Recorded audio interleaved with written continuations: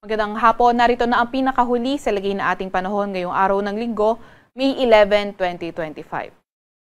Narito ang ating latest satellite image kung saan easterlies pa rin o yung mainit na hangin galing karagatang Pasipiko ang nakakaapekto sa ating bansa.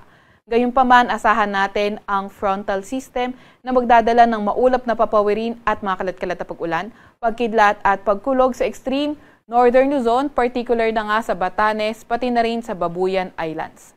Para naman sa lagay ng panahon sa Metro Manila at nalalabing bahagi ng ating bansa, inaasahan pa nga rin natin yung mainit at malinsangang panahon umaga hanggang tanghali at pagdating ng hapon tumataas ang mga tsansa ng mga localized thunderstorms. Yung mga kasamahan natin sa Regional Services Division patuloy na maglalabas ng mga thunderstorm advisory, rainfall advisory o hindi kaya heavy rainfall warning kung kinakailangan. Sa kasalukuyan rin nga ay wala tayong namomonitor na low pressure area or bagyo sa loob or malapit sa ating Philippine Area of Responsibility. Para naman sa lagay ng panahon bukas, araw ng eleksyon, sa ating mga kababayang boboto nga, sa extreme northern Luzon, kabilang na nga ang mainland Cagayan, asahan natin ang frontal system na patuloy pa rin na magpapaulan. So particular na magdadala ng maulap na papawirin, makalat-kalat na pag-ulan, pagkidlat, pagkulog ang frontal system sa Cagayan, pati na rin sa may Batanes. Kaya ingat, lalo na sa mga uulanin noong mga nakarang araw pa, sa mga banta ng pagbaha o hindi kaya pag-uho ng lupa. Sa Metro Manila naman at nalalabing bahagi ng Luzon, inaasahan pa nga rin natin ang fair weather condition at may mga tsansa pa rin ng mga localized thunderstorms, lalo na tuwing hapon at sa gabi. Agwat ang temperatura bukas sa Metro Manila maglalaro mula 25 to 34 degrees Celsius. 25 to 33 degrees Celsius sa Lawag at Tugigaraw. Sa Baguio ay 17 to 24 degrees Celsius, 23 to 32 degrees Celsius sa may Tagaytay, 26 to 33 degrees Celsius naman sa may Legazpi.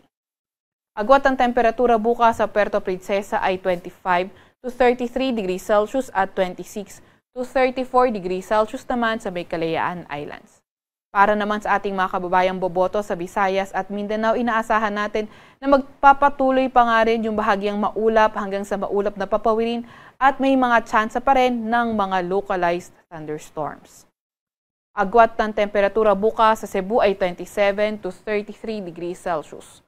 25 to 33 degrees Celsius sa Iloilo, 26 to 33 degrees Celsius sa may Tacloban, 25 to 32 degrees Celsius sa Cagayan de Oro, 26 to 34 degrees Celsius sa may Davao at 25 to 34 degrees Celsius naman sa may Zamboanga.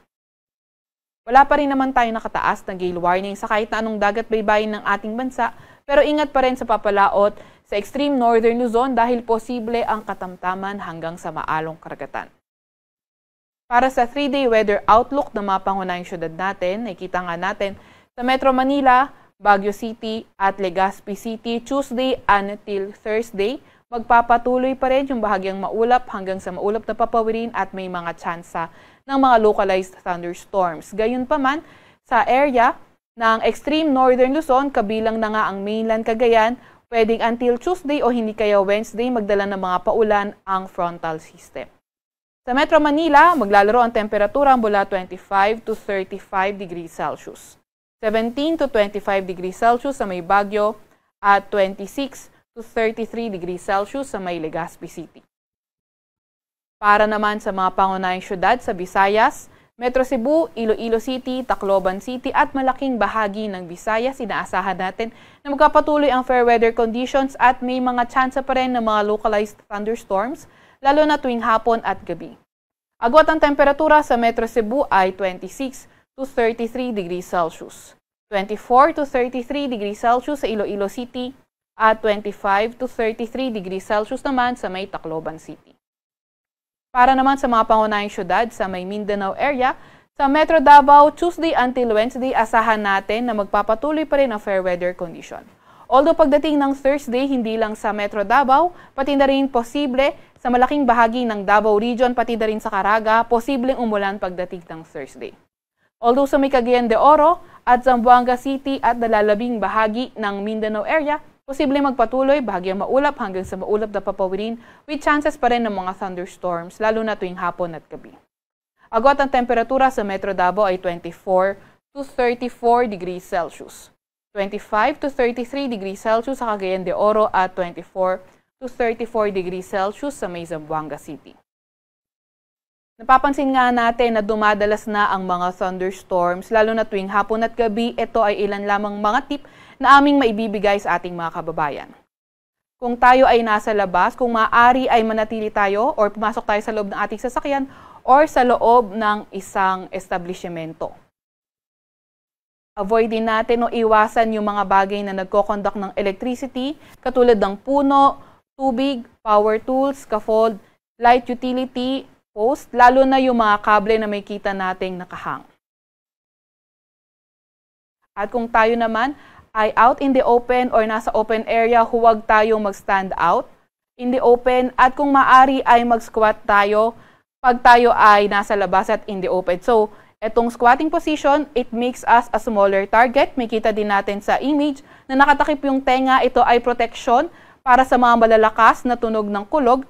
At ito nga, nakikita natin na dapat daw yung feet natin nagtatouch sa ground, pero kung kaya natin, yung toes lang natin yung nagtatouch sa ground at magkadikit yung ating mga heels para kung sakaling ma-strike man ng lightning yung ground, ito ay dadaloy lamang at hindi matataamaan yung ating mga vital organs.